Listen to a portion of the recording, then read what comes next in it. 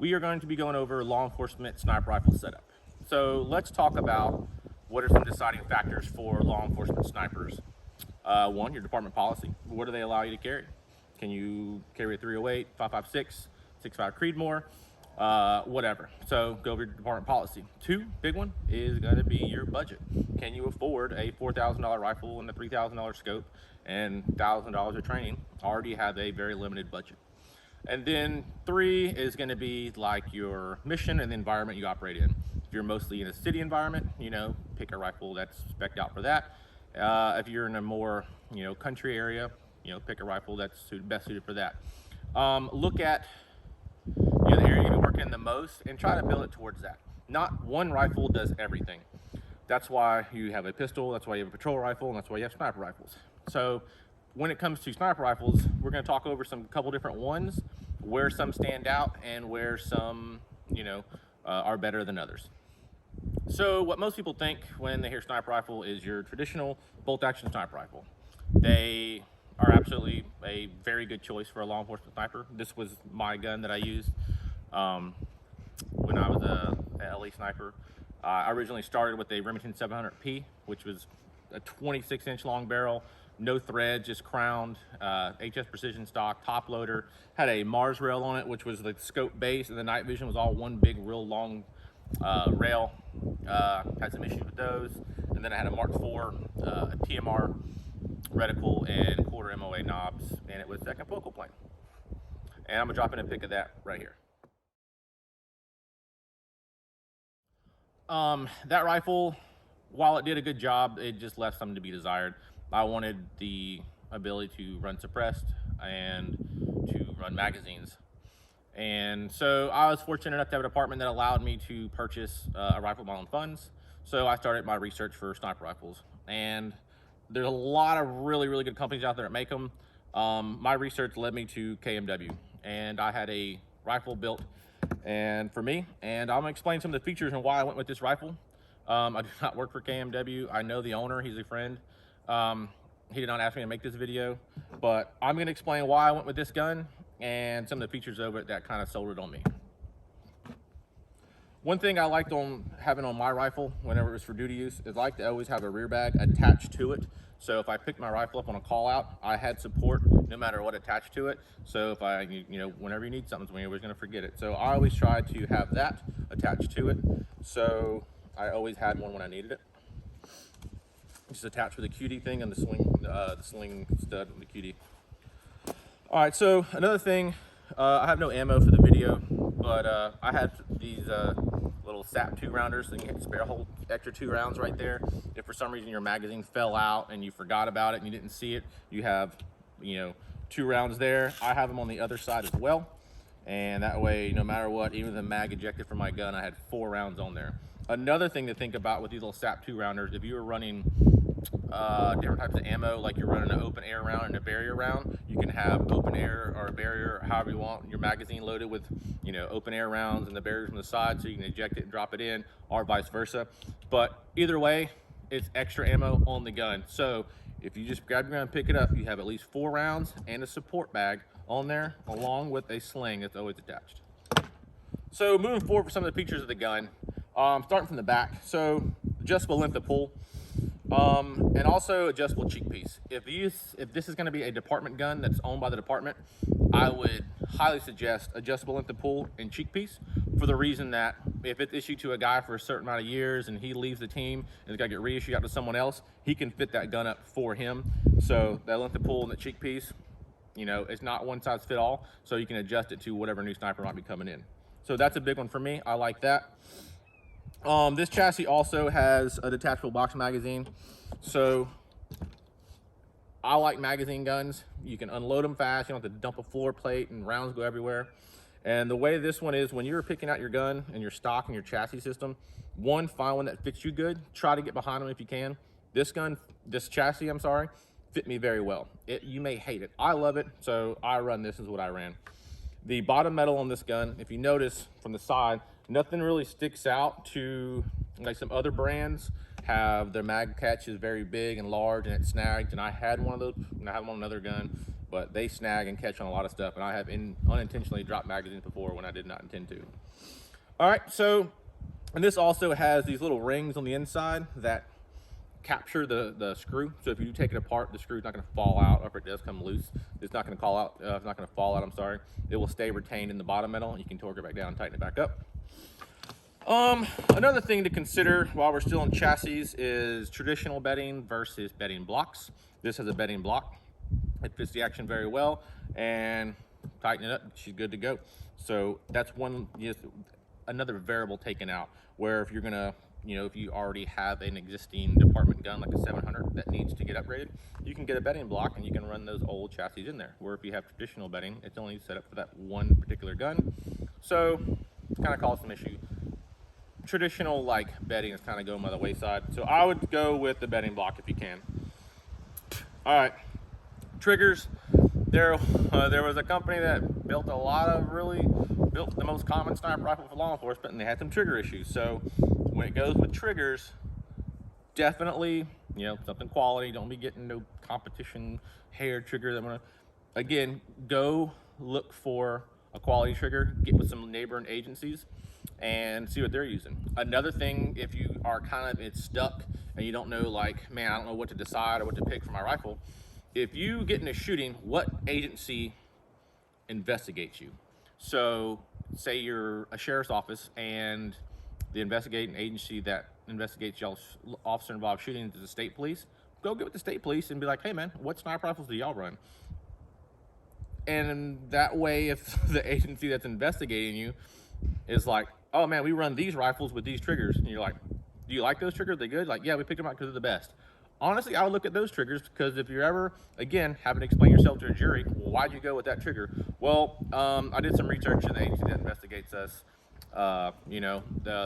They're larger than us and reputable, and they use these triggers, so we went with those. So while on the topic of chassis still, another feature a chassis should be the ability to run and mount night vision. Almost every department's running night vision, and you should totally have that capability, because a lot of crime happens at night, a lot of calls happen at night. You may not always need it, like on a barricade, there might be enough white light where you don't need it. But if you do need it, then, you have to have the ability to mount it. Most semi-auto guns, like your AR platforms, they have a rail already, so you're good to go on that, and you can mount one on there. So another feature a lot of people ask about is the ability to have a folding stock. So this one does not fold.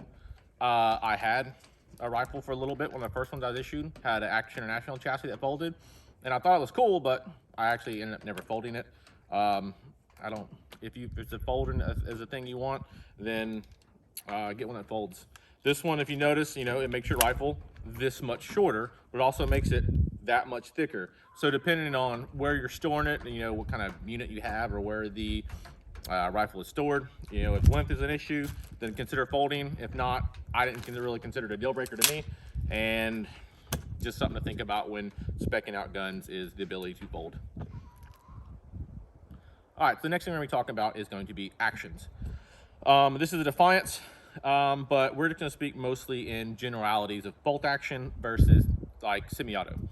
Bolt action or semi-auto both should be a quality, reputable manufacturer. I'm not saying that there aren't some little small companies that make really good guns, but again, if you get some off-the-wall brand receiver or rifle, you should be able to articulate and explain to a defense attorney why you went with that over what everyone else is using, and a more reputable known brand. So bolt guns typically are more accurate than gas guns, but they're a little slower, what some people say. So find out for you is, accuracy versus speed. I trained with this gun enough to where I could shoot this gun accurately as fast as I could shoot a gas gun. And I'm going to drop in a video of that right here.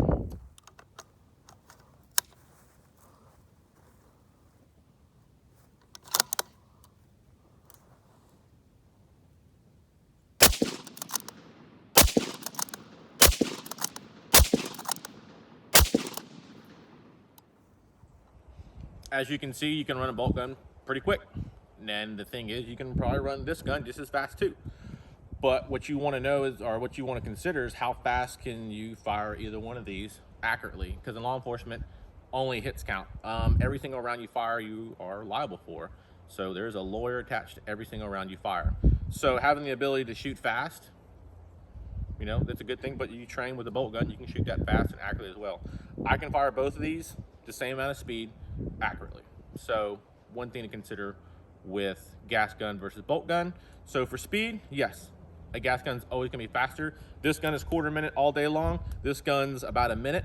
So if I wanna gain a little speed, obviously you can kind of go with a gasser, but if you want a little bit more accuracy, but you're not giving up a whole, but if you notice the give or takes on these two, a little less accurate, a little faster, a little more accurate, you know, a little slower.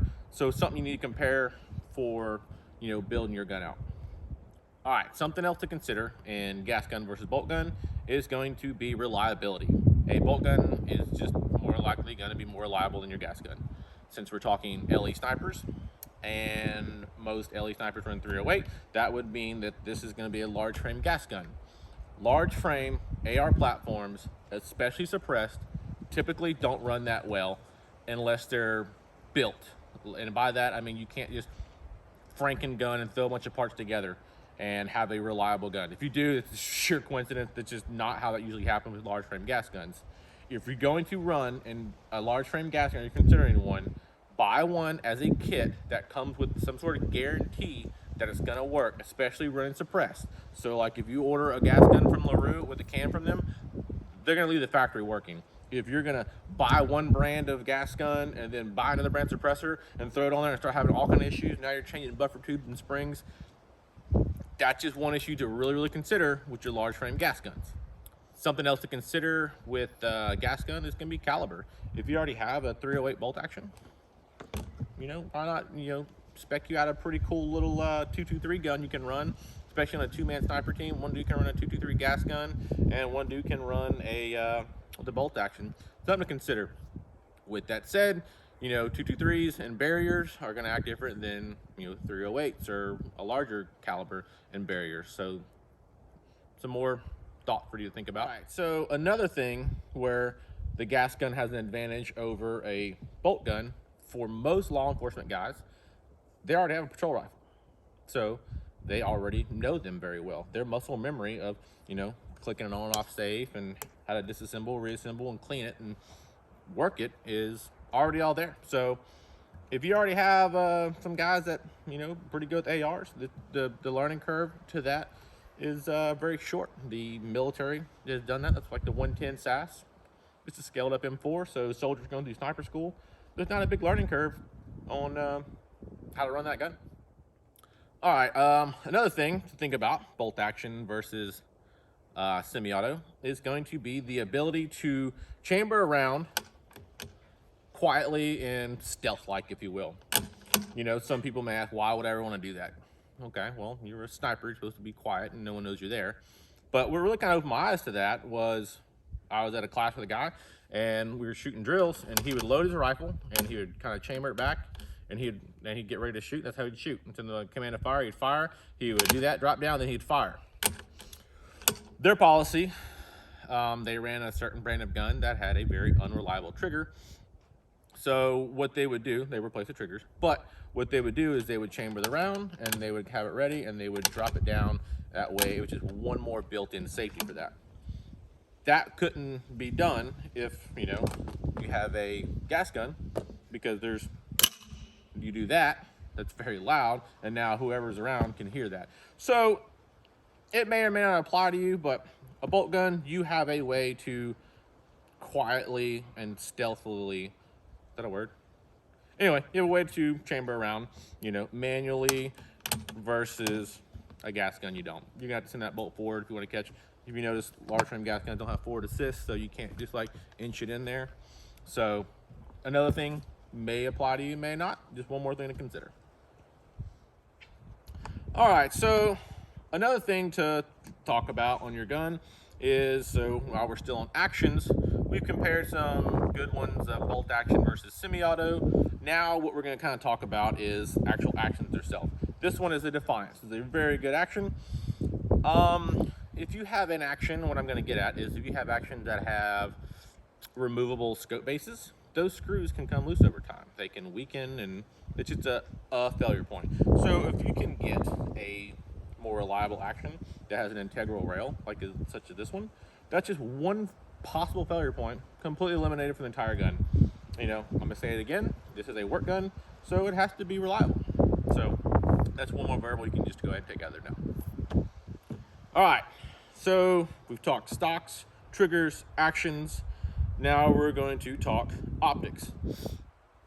Law enforcement snipers do not need that much magnification. You do not need that much at all. This scope might even be a little overkill. This is a 3.5 to 21. So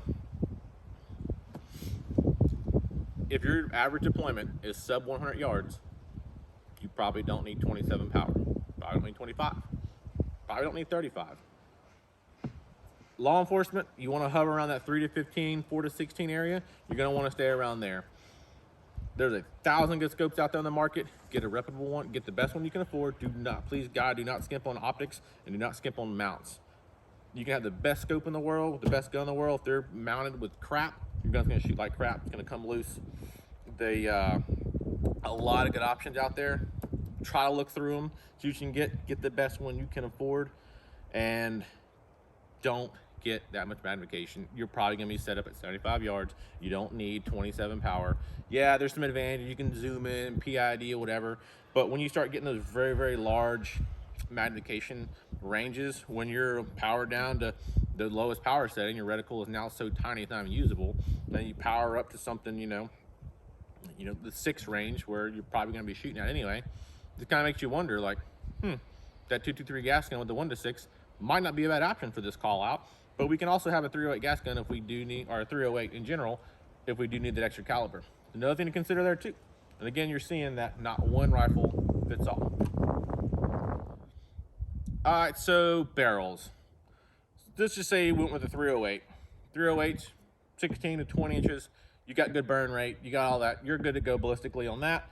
If you're getting some other weird caliber, again, you have to justify that to yourself and why you're doing it. But with the 308, just in generalities, 16 to 20 inch is absolutely adequate ballistically in every way possible. So this is an 18, so it's right in the middle. When it comes to contour, this is a heavy Palma. It is thin enough to where I can carry it around, not overly heavy where I can lug this thing around, but it's also thick enough to be rigid. So if you look, I kind of want a happy medium on both, you know, good rigid barrel, but I can still carry it around a little bit. It's not too short, it's also not too long. So also go with obviously a very reputable manufacturer, and make sure it is chambered by an absolutely competent gunsmith, because that is going to be the most important part, is the barrel chamber to your gun. So I would make sure that, you know, go quality on that. All right, while we're on barrels, so twist rates. Whatever caliber you're using, you know, pick the grain of bullet that you're going to be using and research the twist rate that's the best for that. 308, 1 in 10, 1 in 11, 1 in 12. You're going to be good to go with any of those. All right, so that now brings us to muzzle devices attached to your barrel. Suppressors for law enforcement are, I think, a very good option.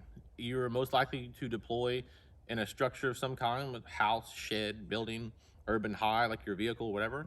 If you were to fire off a 308 inside of a very enclosed environment like that, it is going to suck very bad. You can probably have permanent hearing damage, property damage to the vehicle or structure you're in, you know, blowing out glass or stuff like that. So suppressor is something you should definitely think about when building a gun.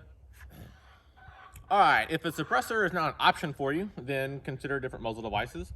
For law enforcement, I would go with the flash hider over muzzle brake. I would. People are like, oh, we get a quicker follow-up shot, and we talked about shooting and speed earlier. You're like, oh, you get a quicker follow-up shot with a muzzle brake.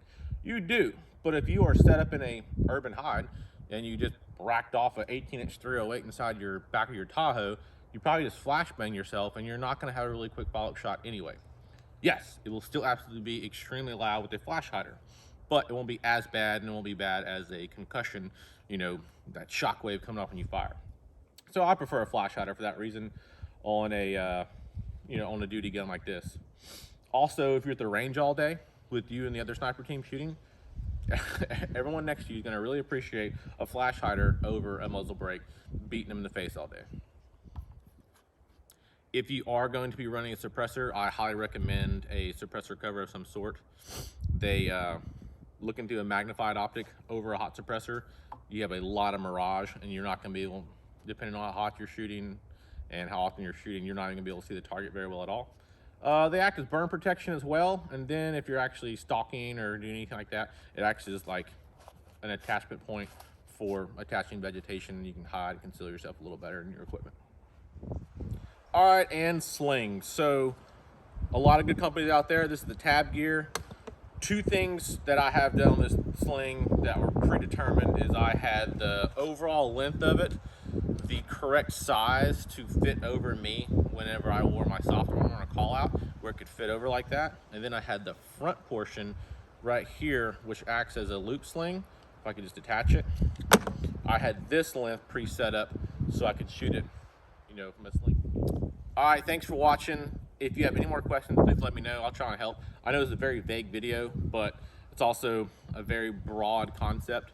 There's 1,000 options out there, but I just hope it opens your eyes to something to think about. You know, spec that gun out, and every decision you make on this gun that you're building, you should be able to explain it to the defense attorney on why you made that decision, and it should make sense to him, it should make sense to you, and that can help guide you on your path of building your gun. And hopefully the budget allows for you to have something really awesome. So, all right, man, if you want anything else, let me know. Comments, DM, something. I'll try to get to them. And I really don't mind. So please, if you have any questions, if you have another idea for a video, something you want to go over, let me know that as well. Thanks.